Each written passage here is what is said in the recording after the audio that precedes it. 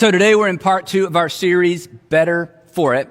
And the truth is we're all kind of ready to get back to normal, or maybe some version of normal, or a lot of people are referring to it as the new normal.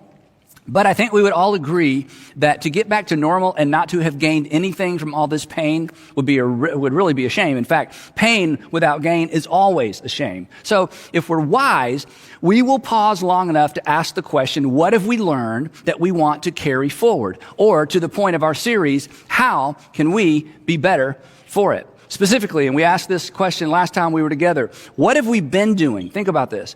What have we been doing? Or let's personalize it. What have you been doing? What have you been doing that almost led to your undoing? Or perhaps what were you doing that actually has led to your undoing, that you need to learn from and consequently make some better decisions in the future? Second question, again, we asked this last week, is what should we begin doing that we should have been doing all along? What should we begin doing that we should have been doing all along? Because again, it would be tragic to forget the lessons that we've learned, and it would certainly be tragic to lose the perspective that so many of us have gained. Now, last time we were together, we asked these questions in light of our finances. We asked the question, how can we be better for this financially?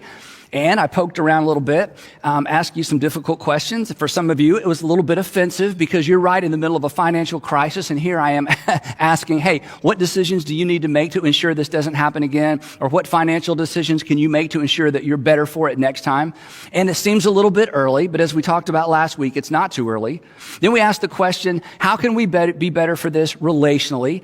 Because quarantining has caused some of us, or have allowed some of us to learn some things about our family, our marriages, our friendships that, we've just neglected over time. So we asked the question, what have we learned relationally? How can we be better relationally? What have we learned that we can carry into the future? And then I asked, how can we be better for this personally? And we probed around a little bit as it relates to your faith. What are the questions you're asking maybe for the first time? Or what are the questions that you're asking for the first time in a long time? Now, today we're going to go in a little bit different direction. Today we're going to do a little bit deeper dive because, and you know this, simply wanting to be better for this, simply intending to be better for this, means that nothing may happen as a result, because simply wanting, intending, and wishing doesn't require anything of us, and it won't bring about any change. For there to be actual change, you have to engage with the question, and specifically to be better for what we have just come through and to be better for what you are currently going through.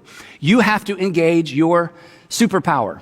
That's right, your superpower. You have a superpower. And here's your superpower. It is that innate ability that empowers you right now to be better for actually anything that comes your way, or when you think about your past, it empowers you to be better for anything that has come your way or came your way. Now, you know this. We have no control over what life throws at us, right? Think about it. 6 months ago, social distancing was for people like me, introverts. 6 months ago, kids were throwing toilet paper into trees. 6 months ago, if your mama heard you'd missed church for 8 or 9 weeks, she would be convinced that you are going to hell, right? So much has changed. We didn't choose this pandemic, right? We didn't choose this parentheses in time. We didn't choose the pandemic. It actually chose us. But, and here's the point, it left us with choices. It left us with choices. And this is where your superpower comes in. This is where your superpower comes in. Your superpower, as we're going to discover, in fact, as we begin talking about this, it's going to remind some of you of your own history. Your superpower actually empowers you to turn bad things into good things.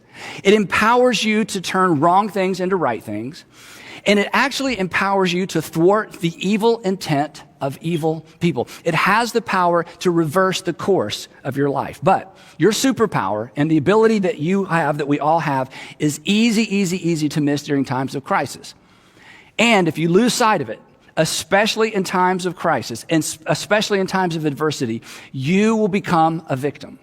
But if you engage your superpower, you will be better for it. And you will be better for it in every single major arena of life. Now, what is this superpower? It's so simple. Your superpower, my superpower, is our ability to respond, our respond ability, our ability to choose a response rather than simply react to circumstances. Your ability to choose a response rather than have it dictated to you by circumstances, rather than having it dictated to you because that's just what people do in those circumstances, rather than having it dictated to you because of what's been modeled for you. Reacting, you know this, reacting actually sets us up to become a reflection. Reacting to circumstances just sets us up to become a reflection of the things we despise. Reacting just sets us up to become a reflection of the people that we don't respect. And to react, and maybe this is the most difficult part, or maybe this is the most heartbreaking part, to simply react to circumstances causes us to relinquish our power and to relinquish our destiny and certainly to relinquish and give up on our legacy. But the right response, a thoughtful response, if you're a Christian, a faith-filled response has the power to redeem pain and suffering. As I said earlier, it actually has the power, we're going to see this in the story today, to actually reverse the course of a life. Your superpower is why you can be better for it, regardless of what it is. Now, I know that's a big promise. Now, not only is it a big promise, the reason we miss the promise is because there's a little bit of a catch. There's a reason we miss this, and here's why. The response that has the potential to reverse the natural course of things isn't natural. The response that has the potential to reverse the natural course of things isn't natural. The catalytic response, the response that has the power to turn things around in a life, or as we're going to see today, in a family or even a nation, the response that has the potential to turn things around is not the intuitive response. And this is why we miss it. And to be honest, this is why we're talking about it. But here's what I don't want you to miss. This is the life that you have been invited into. This is the life you've been invited into, whether you're a person of faith or not. But if you are a person of faith, if you are a Jesus follower, this is certainly the life that you have been invited into. The life where you choose your response, as opposed to simply reacting to the circumstances around you the way that everybody else acts, the way that your family reacts, and the way that you are expected to react. Now think about this. The history of our faith, especially if you're a Christian, the history of our faith is actually populated by men and women who responded to hardship in the most unexpected, unnatural, really, to use that word again, catalytic ways. They made catalytic decisions. And think about this.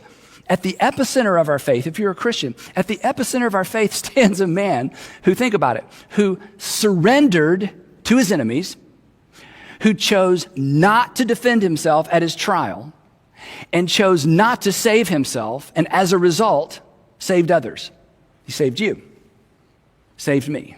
The point being this: never, ever, ever, never, ever underestimate the power of a measured response. Never underestimate the power of a measured response. Now, for the next couple of weeks, we're going to talk about one biblical character that modeled this in a remarkable way. And part of what makes this story so remarkable is that he modeled this for over 20 years. In fact, the story spans about 30 years.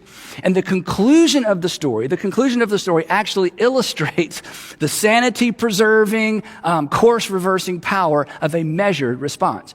And as soon as I read the end of the story, because we're going to begin at the end, as soon as I read the end, most of you are going to know the entire story. So I want to ask you to do me and to do you a favor. As we jump into this story together, I want you to try mentally and emotionally not to rush to the end of the story, because this story, the story of this young man's life, intersects with our lives in many ways, but there are two ways in particular it intersects with our lives, and I don't want us to miss it. And the problem with knowing the end of the story is that we kind of extract ourselves from the story and we miss the point of the story. So here's how this really epic story ends. It ends with the hero of the story making this statement. He says this: "You intended to harm me. You intended to harm me." And the you in the story, and especially if you know the story, the you in the story in that moment were the power brokers. The odds were in their favor. They held all the cards. The cards were completely stacked against the hero in the story. They had evil in their hearts. In fact, as we read the story together, or as you remember the story, you'll remember they created circumstances, and perhaps you can relate to this. They created circumstances that generally transform victims into perpetrators. They created a set of circumstances that generally cause the innocent to take on the characteristics and the character of the guilty. But not this time. Not this time. The hero says, you intended to harm me, but God intended it for good. And God's intentions in this story became a reality through one young man's catalytic, unexpected responses to circumstances we cannot even begin to imagine. Responses, this is so important, none of which seemed to matter at the time, and no single response made any visible, noticeable, practical difference at the time. But every single one of his responses, when taken together, were critical to the unfolding story of your faith and mine. Now, you know the story, but here's the backstory of one of the greatest stories ever told. About 2000 BC, God wades into the mess of this sinful world by calling out a man named Abram that we know as Abraham. And he says to Abraham, I want you to leave everything you know because I'm going to start over. And you are going to become the father of many nations. And through one of those nations, I, God, am going to bless the entire world. And if you know the story, eventually Abraham has a son. His name is Isaac. And Isaac has a son, and his name is Jacob. And Jacob has 12 sons, which would eventually become the 12 tribes of Israel, the nation of Israel. But this entire enterprise would dangle by the thread. This is amazing. This entire enterprise would dangle by the thread of a series of catalytic responses by one of Jacob's sons. And of course, his name is Joseph. Joseph was Jacob's favorite son by Jacob's favorite wife, which is kind of a story in and of itself. But because he was the favorite son and because he was the favored son, his 10 older brothers did not like Joseph. Now, and part of the reason was this. From time to time, Jacob sort of protected Joseph from the brothers, but from time to time, he would send Joseph out to check on his brothers to see how they were doing. And from time to time, he would come back with a not so favorable report. So on this particular occasion that sets up the story, Joseph is approaching his brothers. They're miles from home. They're tending sheep. And as they see him coming, they begin to talk about Joseph. And by the time Joseph gets to their campsite, they've decided they're done. So they take Joseph, they strip him of his clothes, they throw him into an empty cistern or well, and they're trying to decide, do we let him just die of natural causes in the well, or do we kill him ourselves because we are done with our brother? And then the story takes a strange twist, and we will pick up the story right here. The book of Genesis says this. Judah said to his brothers, Judah was the leader. He wasn't the oldest brother, but he was the leader. Judah said to his brothers, what will we gain? What will we gain if we just kill Joseph and cover up his blood? Let's profit on this. Come, let us sell him to the Ishmaelites, slave traders, and not lay our hands on him. After all, and it's like there's just a little thread of mercy that sneaks into the story. After all, he is our brother. He is our own flesh and blood. So as you know, they sell Joseph to slave traders. They lie to their father, Jacob. They say Joseph was killed by a wild animal, and they break their father's heart. The story continues.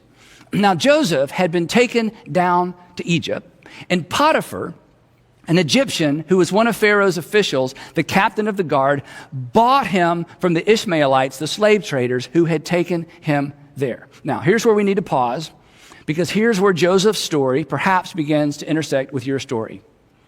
Nobody is looking for Joseph. Nobody is looking for him, and worse, nobody is looking out for him. And perhaps that's how you feel right now. Nobody's looking for you. Nobody's looking out for you, or so it would seem. And this is where Joseph's story takes a hard right turn. Then the surprise. Now the Lord, the text tells us, the Lord was with Joseph. again, we need to pause because this creates a problem for some versions of faith. This creates a problem with some versions of Christianity. In fact, this may be the reason you left faith. This may be the reason you left your Christian faith specifically, because of suffering in the world. Maybe not even just suffering in the world, maybe suffering in your family, maybe your own suffering. And you just could not reconcile, and I get it. You could not reconcile the idea of a good, loving God with pain and suffering in the world, or maybe pain and suffering in your world. Because the way that we think is simply this, that if the Lord was with Joseph, Joseph would not have been sold into slavery. If the Lord was with Joseph, his brothers wouldn't have thrown him in a pit. If the Lord was actually with Joseph, the Lord would have protected him from his brothers and from the slave traders, right? Because that's how we think. Because after all, this is the assumption. When God is with you, right? When God is with you, things work out for you. When God is with you, things work out for you. Now, if you were raised with this kind of view of God, if you were raised in a faith tradition that supported this idea, here's what you need to know. Christians have never, ever believed that. If you left faith because you could not reconcile a good God with evil in the world, perhaps you abandoned faith or left faith unnecessarily. Or I could say it this way. If you quit believing in a good God that never allowed bad things to happen to good people, congratulations. You quit believing in a God that does not exist. But that is not the God of the Christian scriptures. It is certainly not the God of the New Testament. Over and over again, we find men and women who face extraordinary adversity and discover that God was with them in it, and God was with them through it. So, back to the story. The Lord is with Joseph, but luck is not with Joseph. Prosperity is not with Joseph. Justice is not with Joseph. And fairness is certainly not with Joseph. But Joseph was like you, like me. He had a superpower. He had the ability to respond rather than react. And Joseph chose to respond as if God was in fact with him. The story continues. The Lord was with Joseph so that he prospered, but don't read too much into this because he didn't prosper personally.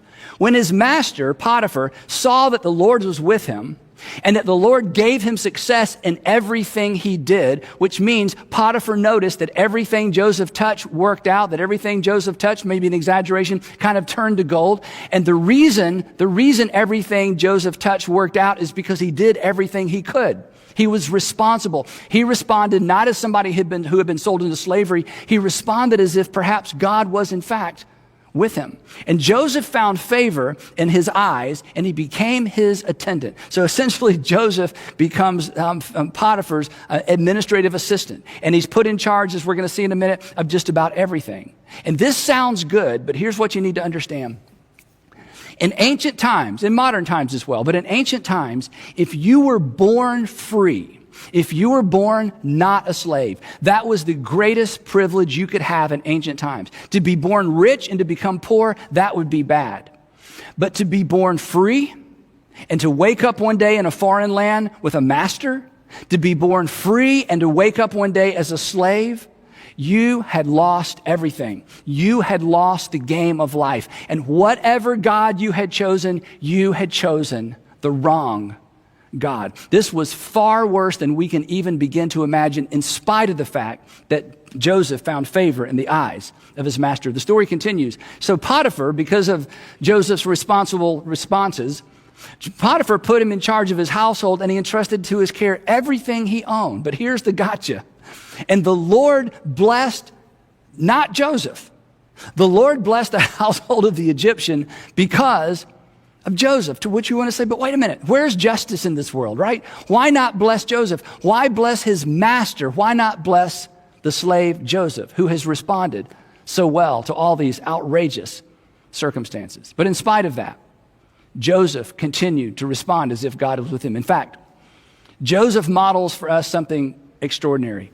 Joseph responded as if God was with him when it looked as if God had in fact abandoned him.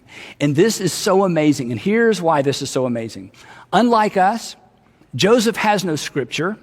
Joseph has no Bible. In fact, Joseph has no religious literature. There are no miracles. There are no voices. No angels appear at his bedside to say, hang in there, Joseph. God is with you. You're going to get through this. Joseph had none of the advantages that we have when it comes to enduring faith.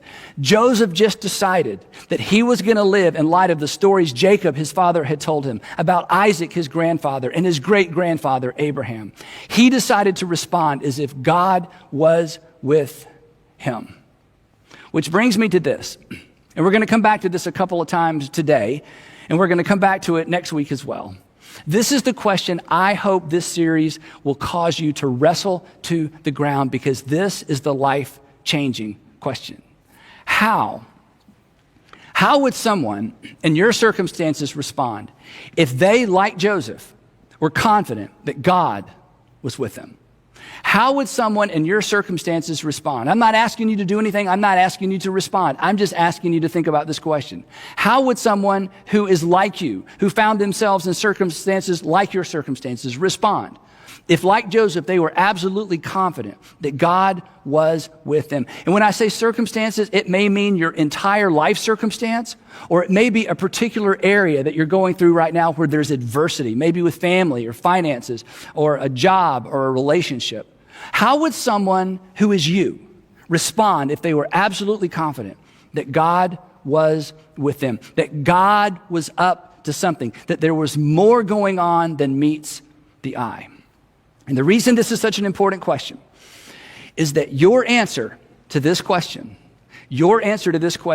is your invitation to exercise your superpower. It's your invitation to respond rather than react. Again, never underestimate the power of a measured response. Again, you have no idea what hangs in the balance of your decision to respond rather than react to events and circumstances that you didn't choose. Now, if you know this story, you'll remember what happens next. It doesn't get better, it gets worse. And not only does it get worse, it gets ridiculously more complicated. Because what happens next, Joseph finds himself in a no-win situation, that regardless of which way he responds, there's no way out. Here's what happened. You'll remember this. Now, Joseph was well-built and handsome. And this is when the soundtrack changes, right? Now, Joseph was well-built and handsome, and after a while, his master, Potiphar's wife, took notice of Joseph and said, "Come to bed with me." Now, understand, this was not seduction. This was an order. This was not a request. This was a command. Joseph belongs to her. He is her property. And now he's in a no-win situation. If he rejects the request of his master, he'll be punished. If he says yes and Potiphar finds out, he'll be punished. All of this responding well, all of this responding in such a way as to set him up to be blessed by God clearly was a waste of time. It wasn't working. And now Joseph certainly begins to feel the way we do when we've done everything we know to do right and nothing seems to work out right. And we begin to ask those questions. Why care, right? Why even try? In Joseph's case, there is no potential for a happy ending. Not only will he not be better for it, he knows he will probably be dead for it. But in spite of that, Joseph deploys his superpower. And the text says that he refused. And here's what he told Potiphar's wife. He said, "With me in charge, my master does not concern himself with anything in the house. Everything he owns, he has entrusted to my care." And then he shifts gears just a little bit. No one is greater in this house than I am. My master has withheld nothing from me except you. Because, by the way, you are his wife. But then the shocking, unexpected, who does that part of his response. Listen to this. And he says, "How could I do such a wicked thing and sin against God?" How could I do such a wicked thing and sin against God? Wait, Joseph. We talking about the same God? The God that's responsible for your oh so impressive resume. Joseph, let's just review your resume real quick. Joseph Jacobson, kidnapped once, sold twice. This is the God you're going to remain faithful to? The God who hasn't done anything good for you lately, that God? Potiphar's wife is relentless. She comes back to him time after time. Finally, not only does he resist, he refuses to even be in the room with her. And eventually she's offended. And eventually she's shamed. And she accuses Joseph of doing the very thing he refused to do. She accuses him of trying to rape her. When Potiphar finds out, he has no choice but to throw Joseph in prison. Here's what the text says. Joseph's master, Potiphar, took him after his wife's accusation and put him in prison, the place where the king's prisoners were confined. Now think about this. I know your circumstances are tough, or maybe you're facing some really tough circumstances, but let me just put Joseph's circumstances in context for a minute. Now Joseph will pay for the crime he avoided because he avoided it. Think about that. Now he's going to pay for the very crime he avoided. And why is he paying for it? Because he did the right thing, because he avoided it. And now he has to update his resume, and it looks like this. Joseph Jacobson, kidnapped once, sold twice, framed, in prison. The point being that bad things have been happening to good people for a very long time, even people that God is with. Now, we're going to pick up the storyline right there next time, so please don't miss next time. But in the meantime, here's what I want you to do. In fact, here's what I want all of us to do. I want us to all wrestle with this question. On the surface, it's a bit of a terrifying question, but ultimately, it's a liberating question. And our question is the question I've already asked. How? How would someone in my circumstances respond? I know how other people react to these circumstances. I know what's modeled for me. I know what's expected of me. But how would someone like Joseph, how would someone respond in my circumstances respond if they were confident, if they were sure that God was with them, that God is up to something, that there's something that God is up to that hinges on my response, that hinges on my decision not to react, but to respond as if God is with me. Again, your answer to this question is an invitation.